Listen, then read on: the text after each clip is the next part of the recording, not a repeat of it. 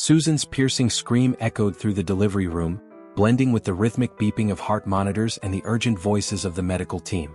Beads of sweat trickled down her face as she fought to bring her twins into the world. A moment that should have been pure joy but was overshadowed by an unseen tragedy waiting to unfold. "Push, Susan. I can see the first baby's head." Dr. Richardson's voice sounded distant in her ears. Her fingers gripped the hospital sheets so tightly they had gone pale. Where was Matthew? He had promised to be here, sworn nothing would keep him from witnessing the birth of their children. Nurse Emily moved deftly, her gloved hands working with calculated precision as she assisted with the delivery. There was something peculiar in her eyes, a glimmer of anticipation mingled with something darker, that no one seemed to notice amid the intensity of the moment. The first cry pierced the air like a sharp blade, followed moments later by its sibling. "Two beautiful, healthy boys," the doctor announced, though his voice faltered slightly as he held them up. The room fell into a thick, suffocating silence, broken only by the cries of the newborns. Still breathless and utterly exhausted, Susan reached out her arms eagerly. "Let me see my babies," she whispered, her voice hoarse from the effort. When the tiny bundles were placed in her arms, time seemed to freeze. The babies gazed up at her with fresh, curious eyes, their dark ebony skin a stark contrast to her pale complexion and the Nordic features of Matthew. The world stopped. Each beat of her heart thundered in her ears as she stared at the perfect faces of her children. Her mind spun in a whirlwind of confusion and disbelief. How could this be? She had felt every moment of this pregnancy, every flutter and kick within her womb, every heartbeat that now echoed against her chest. The violent sound of the door slamming open shattered the trance. Matthew stood in the doorway, still dressed in his executive suit, his face flushed from sprinting through the hospital corridors. "I'm so sorry I'm late, love. The meeting ran over and the traffic was..." His words froze mid-sentence as his gaze landed on the babies. The silence that followed was deafening. Matthew's expression shifted like a storm brewing on the horizon. Confusion, then shock, and finally a rage Susan had never seen in their 15 years together. "What kind of sick joke is this?" His voice trembled, laden with a controlled fury that made everyone in the room shrink back. "These can't be my children. Matthew, please," Susan begged, tears beginning to stream down her face. "There are babies. I don't understand how, but..." "Don't understand how?" he interrupted with a bitter, cutting laugh. "Oh, I understand perfectly. You betrayed me, Susan. All this time, while I was traveling for work, building a future for our family." Nurse Emily moved silently across the room, tidying up equipment with a practiced efficiency. Her eyes flicked occasionally toward the unfolding drama, a nearly imperceptible smile tugging at her lips. "I demand a DNA test immediately," Matthew roared, his voice echoing down the hospital corridors. Dr. Richardson stepped forward, attempting to calm him, explaining that such procedures had to follow protocol. But Matthew was beyond reason. The days that followed blurred together in a haze of pain and confusion. Susan named the twins Nathan and Noah, clinging to the names she and Matthew had lovingly chosen during her pregnancy, as if they could somehow anchor her to a crumbling reality. Matthew didn't return home after that day. His clothes and personal belongings vanished while Susan was still in the hospital, leaving behind only empty drawers and an envelope on the kitchen table. Divorce papers, his signature hastily scrawled on the dotted line. Amid the emotional chaos, Susan found strength in the tiny hands that clung to her fingers, the innocent eyes that sought her face, and the warmth of the little bodies that depended entirely on her to survive. She learned to be a mother through tears, discovering that maternal love knew no color or explanation. It was simply unconditional. Nurse Emily remained a constant presence, making frequent visits even after Susan's discharge, always helpful and attentive. "You're a wonderful mother, Susan," she would say with a smile that never quite reached her eyes. "These boys are truly blessed to have you." The nights were the hardest.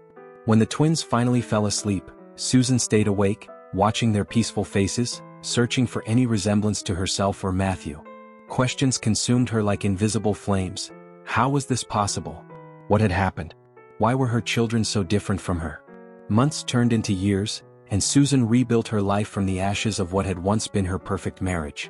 She secured a job as a freelance editor that allowed her to work from home, transforming Matthew's old office into her workspace. The photographs that once adorned the walls, remnants of a life shared by two, were replaced by colorful drawings created by little hands and new memories made as a family of three. Nathan and Noah thrived like flowers breaking through concrete, their distinct personalities blossoming more each day. Nathan, the elder by 3 minutes, was the quiet observer, his wide eyes always taking in the world around him. Noah, on the other hand, was pure energy and curiosity, ever ready for the next adventure. As the boys grew older, the questions began to surface, innocent at first but gradually harder to answer. Mom, why is our skin different from yours? Why don't we have a dad like other kids?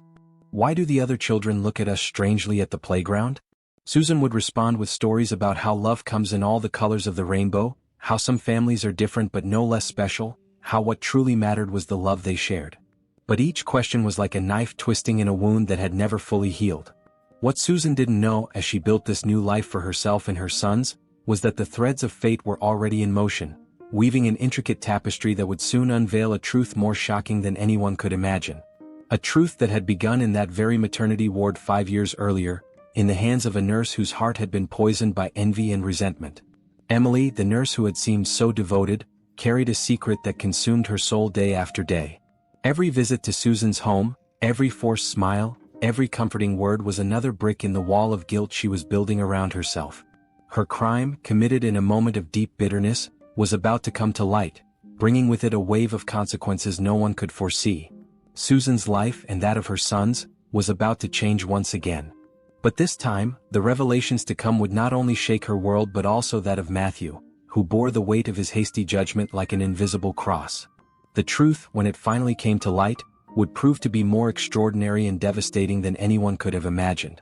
5 years had passed like pages of a book turning in the wind. In the modest suburban home, Susan finished preparing breakfast while the laughter of Nathan and Noah echoed down the hallway. It was their first day of kindergarten, a milestone that tightened her heart with a mix of pride and apprehension. "Mama, Noah took my dinosaur backpack." Nathan appeared in the kitchen, his big eyes glistening with restrained tears. Susan smiled softly, adjusting her son's shirt with gentle hands. "Noah, come here, sweetheart," she called, and soon the second twin appeared, carrying 2 identical backpacks. "Remember what we talked about respecting your brother's things?" The boys were like reflections in a broken mirror, identical in appearance but distinct in personality. Noah, always impulsive, dropped his brother's backpack on the floor with a dramatic sigh.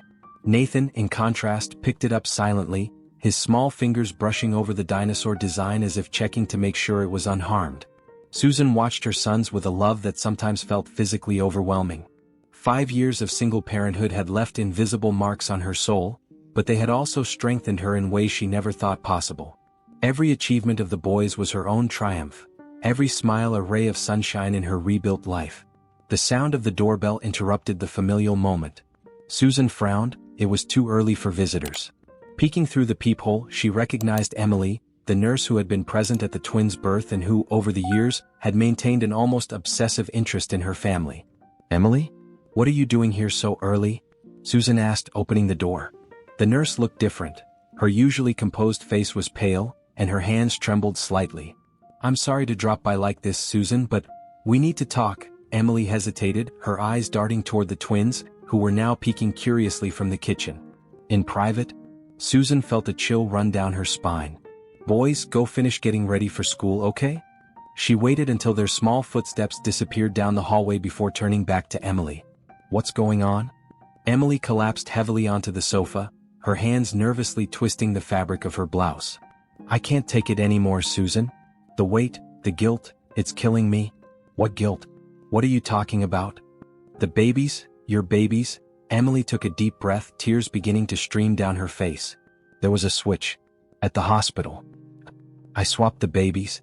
The world seemed to slow to a standstill. Susan felt as if all the air had been sucked out of her lungs. What are you saying?" "Your real children. The babies you and Matthew conceived, were given to another couple. And the twins you're raising," Emily sobbed, unable to finish the sentence.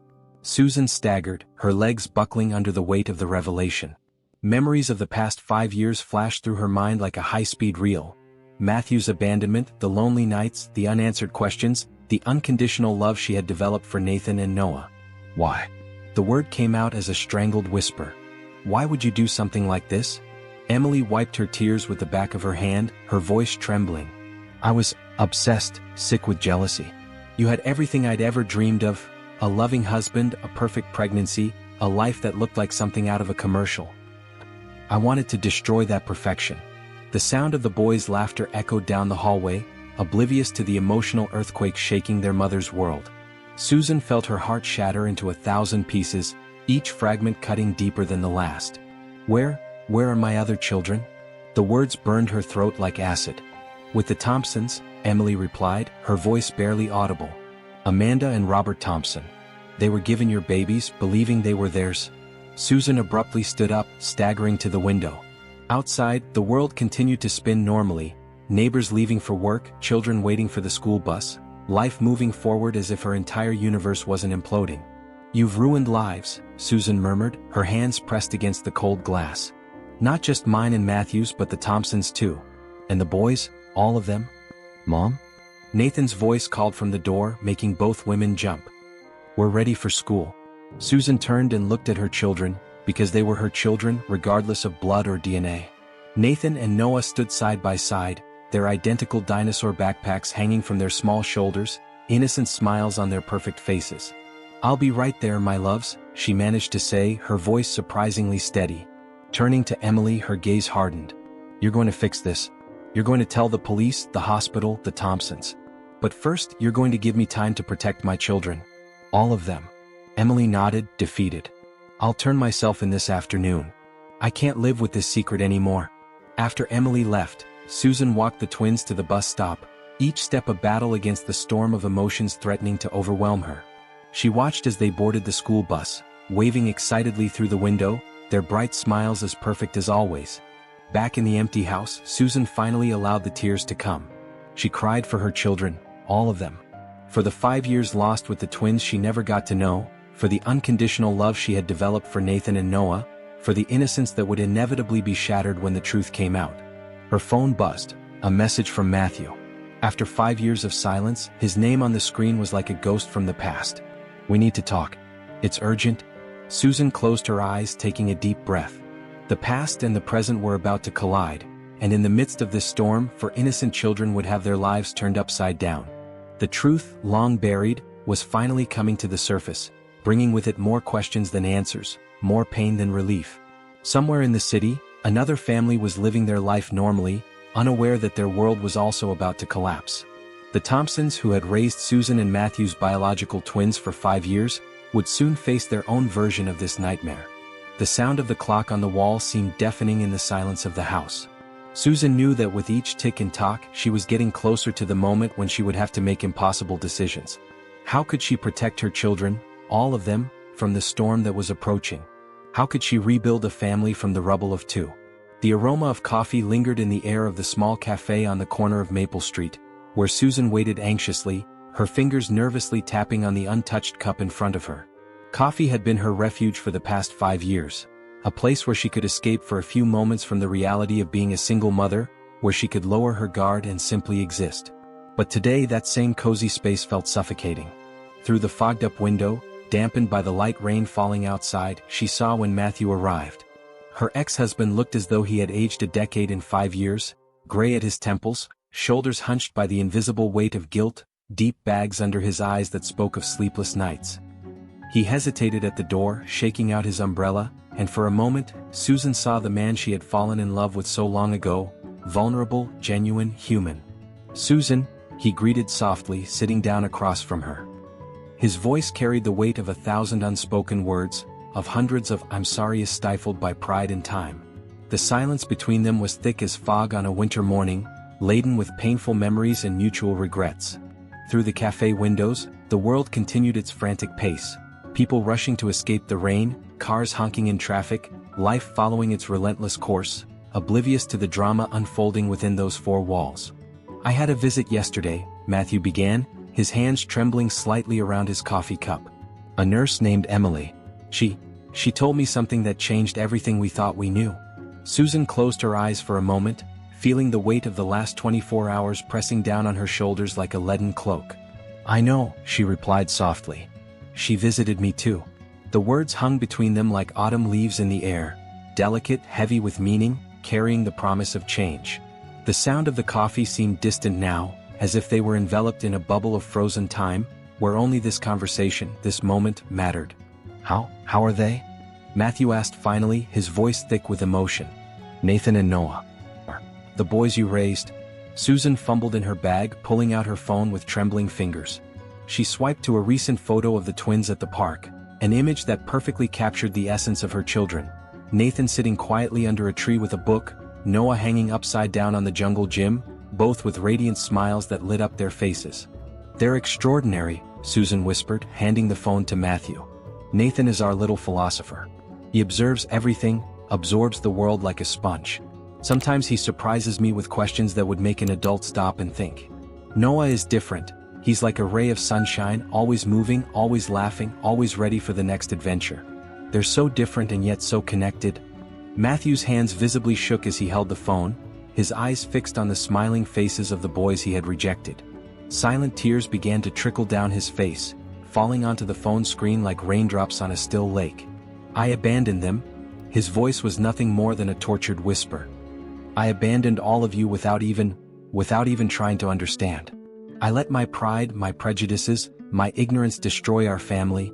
Susan watched the broken man in front of her, feeling a complex mix of emotions: anger at the abandonment, compassion for the evident pain, fear of the uncertain future that was unfolding before them. "And the Thompsons?" she asked softly, unable to bear the weight of Matthew's guilt in that moment. Did you meet them?" Matthew nodded slowly, wiping his tears with the back of his hand. "Amanda and Robert Thompson. They live on the other side of town in a yellow house with a swing in the yard. They have our children. Michael and Marcus." The names hit Susan like a punch to the stomach. Michael and Marcus. Her biological children had names, faces, an entire life she didn't know. Every lost birthday, every first step, every first word, precious moments stolen by an act of premeditated cruelty. "They're identical to us," Matthew continued, his voice choked. "They have your eyes, that unique shade of blue that always fascinated me. They have my smile, that crooked one you used to say you loved. They're little athletes playing baseball in the local kids' league. Michael is left-handed, like you. He even holds his pencil the same awkward way you always did." Susan pressed her hand against her mouth, stifling a sob. Every small detail was like a knife to her heart. Revelations of a life that should have been hers, moments she could never get back. "The Thompsons," she managed to say finally, her voice trembling. How are they dealing with this?" "They're devastated. Like we are." Matthew ran his hand over his tired face. "Amanda can't stop crying. She just looks at the boys as if she's trying to memorize every detail of their faces, afraid they might disappear at any moment. Robert is trying to hold everything together, to be the pillar of strength for the family, but you can see he's falling apart inside. They love Michael and Marcus like their own children, because they are their children, just like Nathan and Noah are your children, Susan." The barista announced the closing of the cafe, and they realized they had spent hours there, lost in their shared pain. Outside, night had fallen over the city, the streetlights casting islands of light in the persistent darkness. "We need to talk to them," Susan finally said, gathering all her courage. "The Thompsons. We need to find a way through this. For all the children." Matthew nodded, a nearly imperceptible movement. "They agreed to meet us tomorrow. At their house. They want us to bring Nathan and Noah."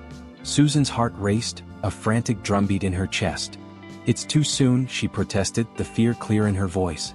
"The children, all of them, aren't ready for this. How do we explain something like this to 5-year-olds? And when will they be?" Matthew asked softly, his eyes meeting hers for the first time that night. "The longer we wait, the harder it will be. Emily is going to turn herself in to the police tomorrow afternoon. After that, everything will come to light. We can't protect them from the truth forever." Susan closed her eyes, remembering the innocent smiles of her children that morning. Nathan carefully adjusting his books in his backpack. Noah dancing around the kitchen as he tried to eat his cereal. How could she explain to 5-year-olds that their world was about to be turned upside down? "I'll pick the boys up from school tomorrow," Matthew offered hesitantly, extending a hand over the table but stopping before touching hers. "If you'll allow it. I'd like to start fixing my mistakes." Susan studied the face of the man who had once been her whole world. Regret was etched into every line of his expression, every restrained gesture, every unsaid word. "They don't know who you are," she said softly, the truth of her words hanging heavily in the air between them. "To them, you're just a photo in an old album, a story I never tell completely. A shadow in their lives." "I know," Matthew replied, his voice breaking. "And I'll spend the rest of my life trying to make up for that. If you give me the chance." if they give me the chance. Outside the cafe, the rain began to fall harder, as if the sky itself were crying for the pain of those shattered families. Susan thought of Nathan and Noah, probably already asleep in their beds, clutching the teddy bears she had bought them last Christmas. She thought of Michael and Marcus, whom she didn't yet know, but who carried her blood in their veins. Tomorrow, she finally agreed, her voice firm despite the unfallen tears. But let's go together to pick up the boys. They need stability now more than ever. They need to know that, no matter what happens, they are still loved. Unconditionally. As they walked to their separate cars, sheltering from the rain under the same umbrella Matthew had brought, Susan felt the weight of the decisions they would have to make in the coming days. How could they explain to innocent children that love sometimes comes in complicated forms? How could they build bridges between two families shattered by an act of cruelty? Somewhere in the city, the Thompsons were likely having similar conversations, facing the same fears and uncertainties. For children slept in their beds, unaware that their lives were about to intertwine in ways no one could have predicted. Susan's phone vibrated with a message from Matthew. "Thank you for giving me a chance to be part of their lives. All of them." She didn't respond immediately. Instead, she drove home in the rain, her tears finally flowing freely. When she arrived, she went straight to the twins' room, watching their peaceful faces as they slept. Nathan had kicked the blankets away as he always did. Noah was curled up like a kitten, hugging his favorite dinosaur plushie. "We'll get through this together," she whispered into the silence of the room, a promise to her children, all of them, and to herself. Love knows no boundaries of blood or DNA. Love simply is. The yellow house of the Thompsons exuded an aura of warmth that painfully contrasted with the tension of the moment. Susan held Nathan and Noah's hands tightly as they climbed the steps of the porch, each step echoing like a drumbeat in her ears. Matthew walked alongside her, his presence both comforting and unsettling after so many years of absence. "Mom, why are we here?" Nathan asked softly, his big eyes studying the unfamiliar house. Noah, restless as always, hopped beside her, seemingly oblivious to the gravity of the moment. "We're going to meet some very special people," Susan replied, her voice trembling slightly. How could she explain the inexplicable to 5-year-old children? The door opened before they could even press the doorbell. Amanda Thompson stood in the doorway, a woman of average height with brown hair and eyes red from crying. Beside her, Robert Thompson placed a protective hand on her shoulder, his posture stiff, betraying the tension he felt. The moment Amanda's eyes met Nathan and Noah's was breathtaking. Her hands flew to her mouth, stifling a sob as silent tears streamed down her face. Robert held her tighter, his own eyes glistening. "Please come in," Robert managed to say, his voice rough with emotion. The interior of the house was warm, decorated with family photos and children's drawings. Susan felt her heart tighten as she saw pictures of Michael and Marcus on the walls, two boys with light hair and blue eyes, smiling at various stages of their lives. It was like looking at photographs of an alternate past, a life that could have been hers. "Michael, Marcus," Amanda called gently. "Our guests have arrived." The sound of hurried footsteps descending the stairs made Susan's heart race. And then there they were, her biological children, the twins she had never known. The shock of recognition hit her like a wave. They were a perfect mix of her and Matthew, from their blue eyes to the shape of their faces. The silence that followed was deafening. 4 pairs of curious, innocent eyes studied each other, unaware of the adult drama unfolding around them. Noah, always the most outgoing, was the first to break the ice. "Do you have a swing in your backyard? I saw it through the window," he exclaimed excitedly. Marcus, or was it Michael, smiled shyly. "We do. Want to see?" "Can we, Mom?" Noah asked, his eyes sparkling with anticipation. Susan exchanged glances with Amanda, who nodded slightly. "Of course, dear. But behave, okay?" The children ran to the backyard, their laughter echoing through the house like music. The adults remained in the living room, suspended in a moment between the past and the present, between pain and hope. "They're beautiful," Amanda whispered, watching Nathan and Noah through the window. "So full of life." "Just like Michael and Marcus," Susan replied softly. "You've done an amazing job with them." Robert cleared his throat, trying to maintain composure.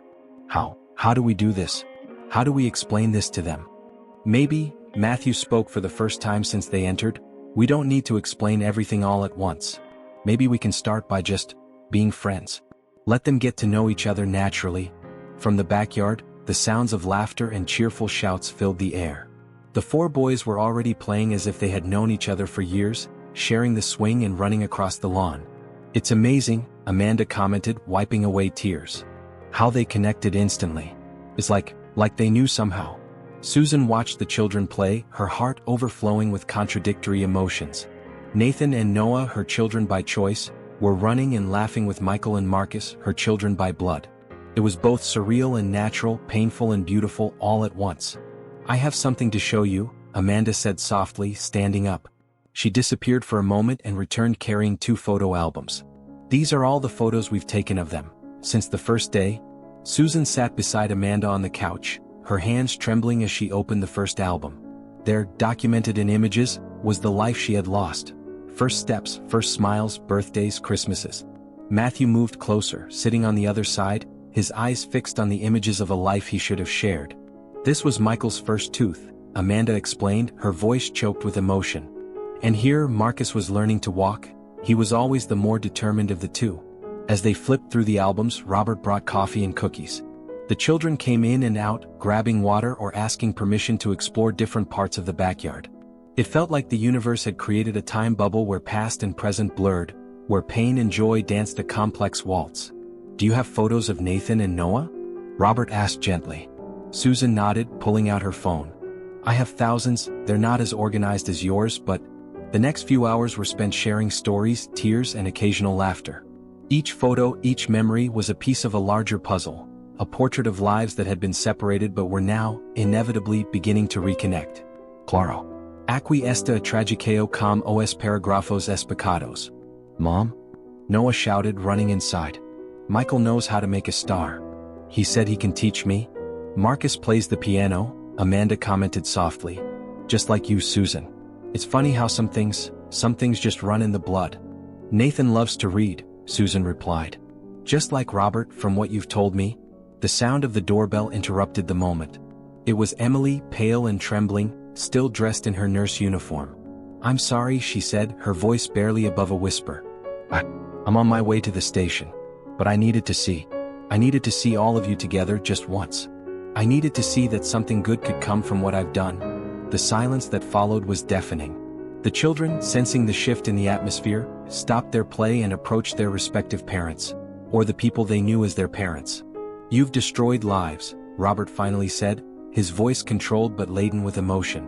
You've stolen moments we'll never get back. But maybe, Susan gently intervened, maybe you've also given us something. Not something that justifies what was done, but something we can build from now on. For boys who now have twice the love in their lives. Emily nodded, tears streaming down her face. I'll pay for what I've done. But I wanted you to know. I deeply regret it. Every day of the last 5 years has been torture. Go, Amanda said firmly. Go do what needs to be done. We'll figure out how to move forward. After Emily left, the families turned their attention back to the children, who were watching the adults with curiosity. Why was that lady crying? Marcus asked innocently. Sometimes, Susan replied, carefully choosing her words, people do wrong things because they're hurting inside. And then when they realize what they've done, they feel very sad. Like when I broke Grandma's vase? Noah asked, making all the adults smile despite the tension. Something like that, sweetheart, Susan replied, running her hand through her son's hair. But the important thing is that, even when bad things happen, we can choose to do something good from them. The rest of the afternoon passed in a surreal blend of ordinary and extraordinary moments. The children played, the adults talked, and little by little, very slowly, the contours of a new normal began to form. When it was time to leave, none of the children wanted to go. Promises of future visits were made, phone numbers exchanged, hesitant hugs shared. This is just the beginning, Matthew said as he helped Nathan and Noah into Susan's car. We've got a lot to discover, a lot to build. Susan took one last look at the yellow house before leaving. On the porch, Amanda and Robert were waving with Michael and Marcus in their arms. It was an image that perfectly captured the complexity of her situation. 2 families for children, countless possibilities. Mom, Nathan asked from the back seat, can we come back tomorrow? Susan smiled through her tears. Soon, sweetheart. Very soon.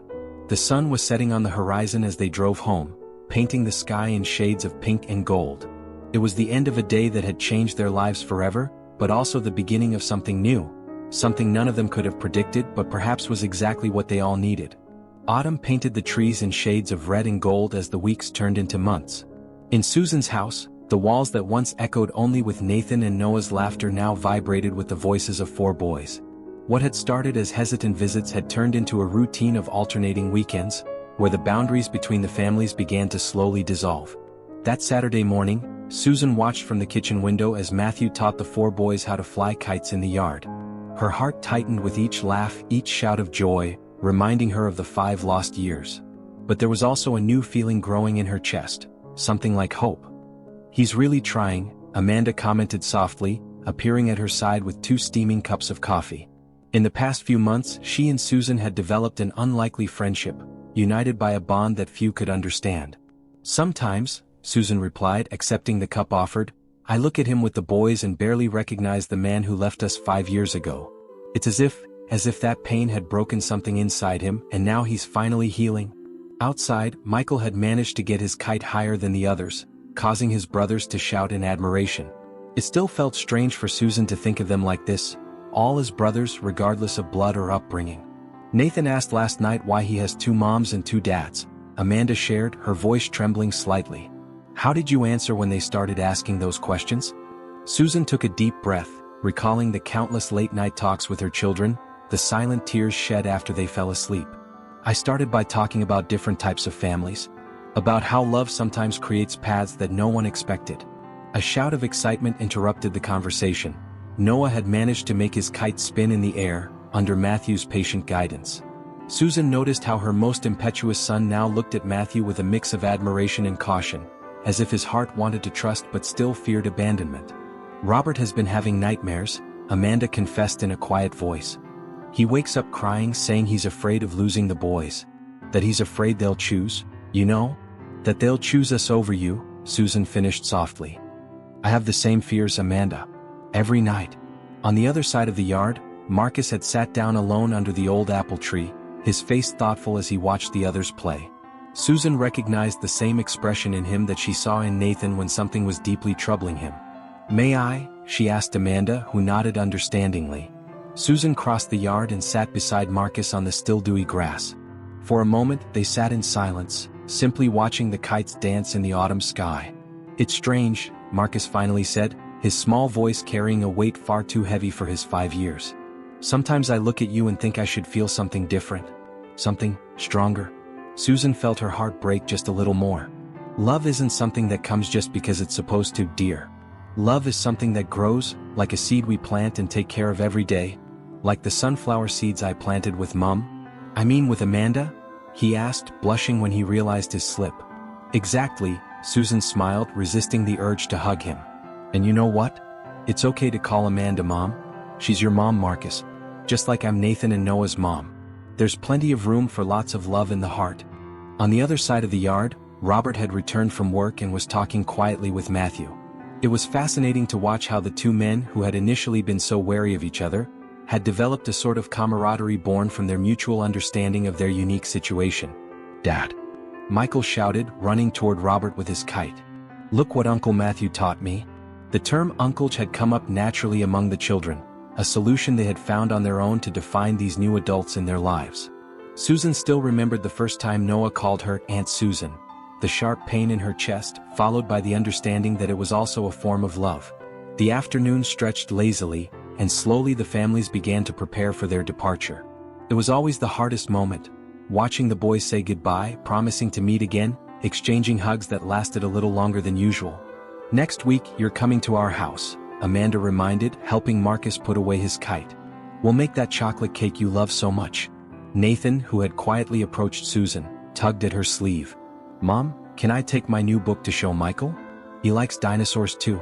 "Of course, my love," Susan replied, running her hand through her son's hair. It was in these small moments that she saw the beauty rising from the ashes of her tragedy, in the spontaneous connections, in the shared interests, in the love that grew naturally between the siblings. Matthew approached as the children said their goodbyes.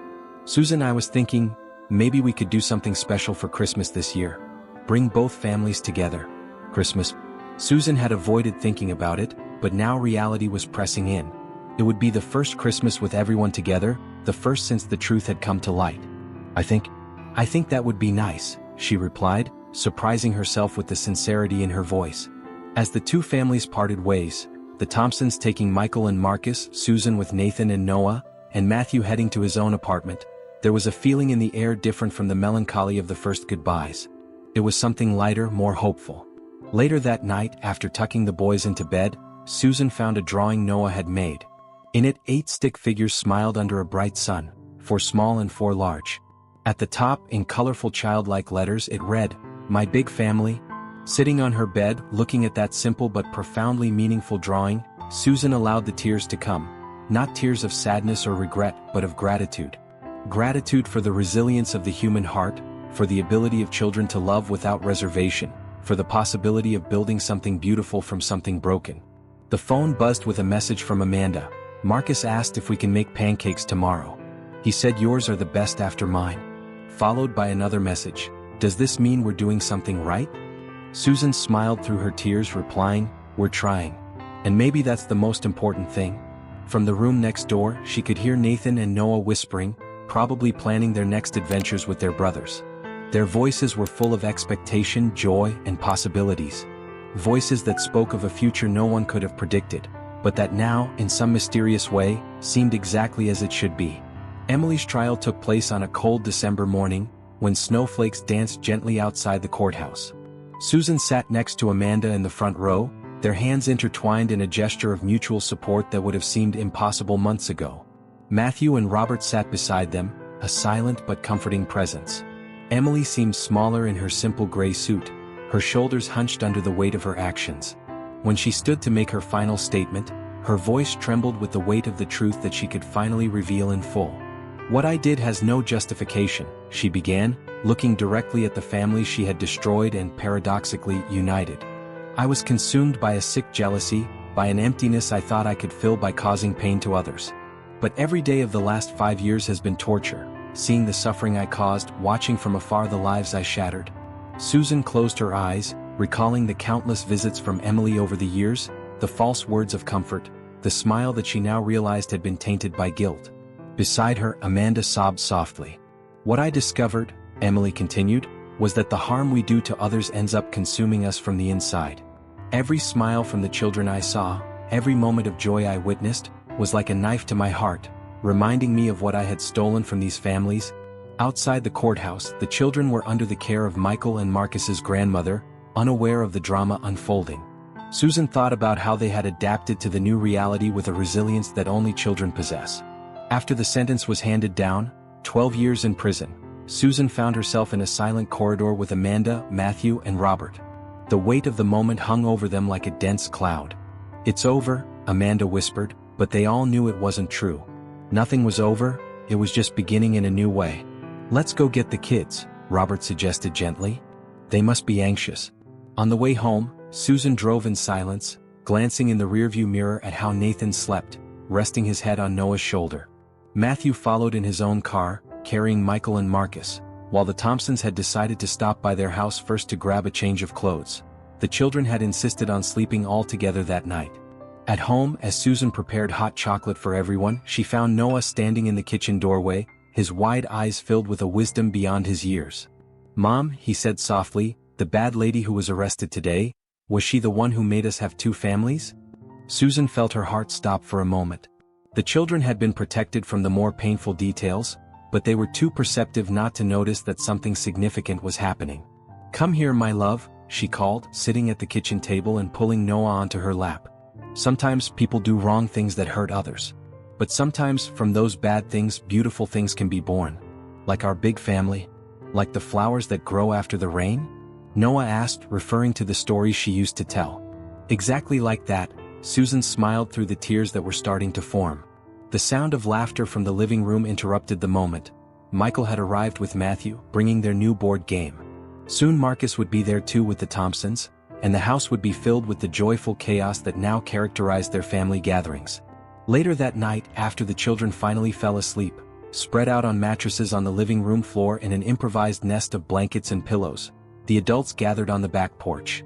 The cold night air carried the scent of the last roses in the garden, stubbornly blooming despite the approaching winter. "I found this today," Amanda said softly, pulling an envelope from her bag.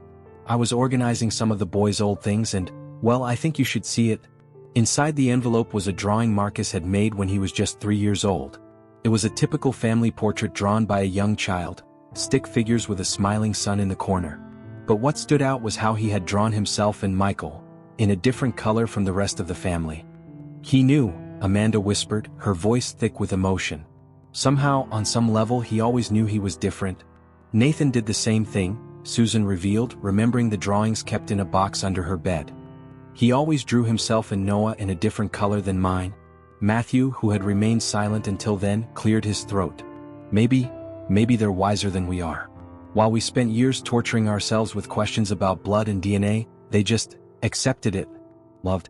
Robert poured another round of coffee for everyone, the steam rising like ghosts in the cold night air.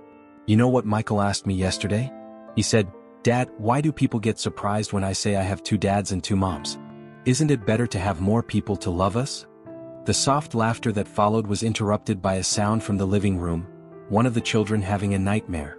Susan and Amanda stood up simultaneously, exchanging knowing smiles before going together to check. It was Noah, tossing and turning in his sleep.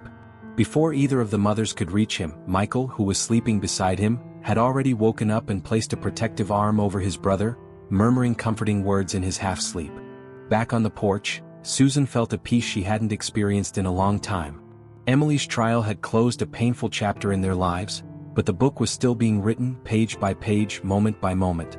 "I've been thinking," Matthew said after a long silence, "about buying that house for sale, 2 streets down from here." Amanda and Robert exchanged surprised glances, while Susan felt her heart race slightly. "The boys could go back and forth between the houses more easily," he continued, "and we could be more present in their day-to-day lives. All of us."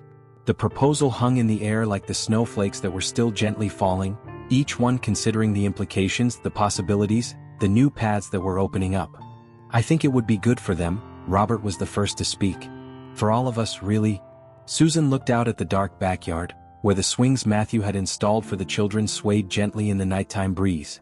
How many afternoons had passed there, watching the 4 boys play, their laughter mixing in the air like a song that had always been meant to be played. "Life is funny," she said finally, her voice heavy with emotion. "Sometimes it breaks us into a million pieces, just to show us that we can rebuild ourselves in an even more beautiful way." Amanda reached across the table, holding Susan's hand. Matthew and Robert moved closer too, and for a moment, the 4 of them remained like that, connected not only by their children but by a shared journey of pain, forgiveness, and unconditional love. From the living room came the soft sound of the children's breathing as they slept, for hearts beating in a rhythm that somehow had always been destined to meet. Love, Susan realized, had its own plans, its own mysterious ways of healing what was broken and uniting what had seemed irreparably separated. Spring arrived like a promise of renewal, painting the world in shades of hope. In the backyard of Matthew's new house, now connected by a gate to the back of Susan's house, a large family lunch was unfolding under the gentle Sunday sun.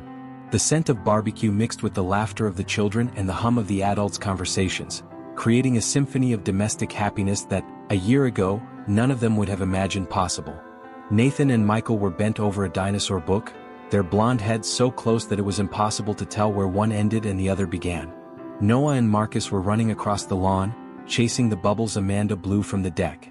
The scene was so natural, so perfectly imperfect, that it made Susan's heart ache in a pleasant way. "I still catch myself looking at them as if it's all a dream," Robert commented, joining Susan in preparing the salad. "As if any moment now I could wake up and find out that all of this—" "I know," Susan completed softly, fully understanding what he meant.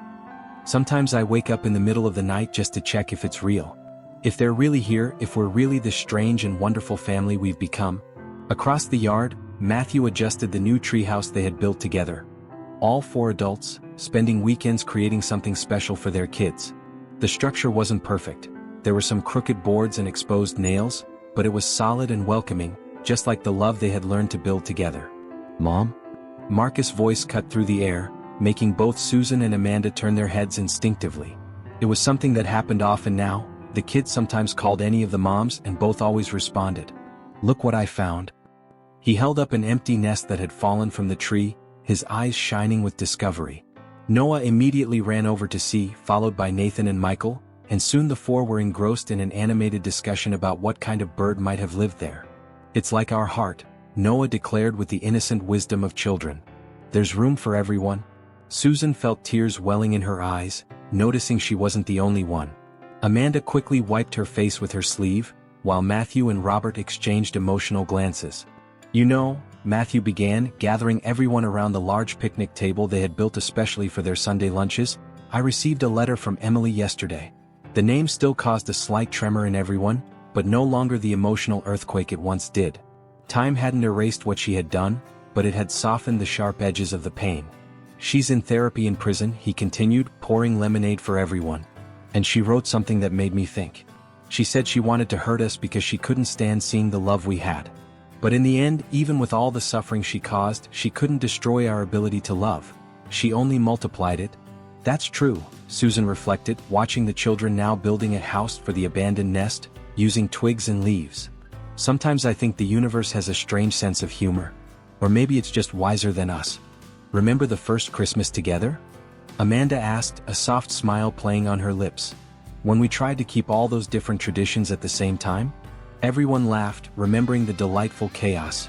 2 Christmas trees for different kinds of cookies, Christmas music at full volume, and kids so excited they didn't sleep until 3 in the morning.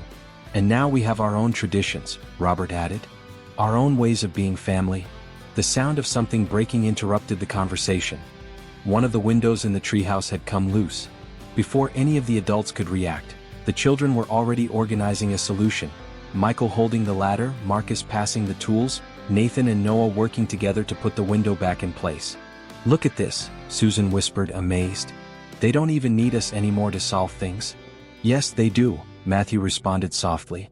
They need us to show them that love can overcome anything. That family isn't about blood or DNA. It's about choosing to stay, choosing to love, choosing to forgive. Here's the translation of this passage into English.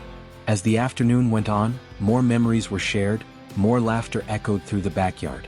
The children put on an impromptu talent show, with Michael playing piano on the small keyboard they kept on the deck, Marcus reciting a poem he had written, Nathan showing his drawings, and Noah doing acrobatics that made everyone hold their breath. When the sun began to set, painting the sky in shades of pink and orange, no one wanted the day to end. It was always like this now, every moment together seemed too precious to let go. You know what I love most about this family? Noah asked as everyone helped clean up the yard. It's that there's enough love for everyone. It's like that story you tell Mom about the heart that grows every time it loves someone more. Susan exchanged glances with Amanda, both smiling through their tears. It was true, their hearts had grown in ways they never thought possible. And you know what else? Michael added, hugging Noah around the shoulders. We have 2 houses, but really it's all just one house. Because home is where there's love, right? That's exactly it, dear, Amanda replied, her voice choked with emotion. Later, when the stars were already shining in the sky and the children had finally fallen asleep, scattered between the 2 houses as they always did on weekends, the 4 adults gathered on the deck, sharing a bottle of wine and the comfortable silence of those who no longer need words to understand each other. Sometimes I wonder, Susan said softly, if our children will ever fully understand the journey that brought us here. If they'll know how much their existence changed not just our lives, but our understanding of what it means to love. They already understand, Matthew replied, his gaze lost in the stars. In a way that maybe only children can understand. For them it's not complicated, it's just love. Amanda raised her glass in a silent toast and everyone followed suit. No words were needed, each one knew exactly what they were celebrating. The pain that brought them together, the love that healed them, the family they built from the ashes of their broken hearts. The future still held challenges, of course. There would be tough moments, complex questions, days when the past would weigh more than the present. But now they knew they could face anything together, united by a love that transcended blood, DNA, and social conventions. Because in the end, they discovered that family is not something you're born into. It's something you build, choose, nurture, and celebrate. It's waking up each day and deciding to love, forgive, grow. It's turning pain into strength, fear into hope, loneliness into connection. And maybe that was the greatest gift their children had given them. The ability to see love in its purest, truest form, without limits or conditions, simply existing in its imperfect and magnificent beauty. Dear viewers, if this story touched your heart, please feel free to share your thoughts in the comments. We'd love to know how you felt and if you'd like more intense stories like this. Don't forget to like and subscribe to the Life Stories channel. Your support helps us continue bringing touching stories that make us reflect on the power of love and family. Until the next story.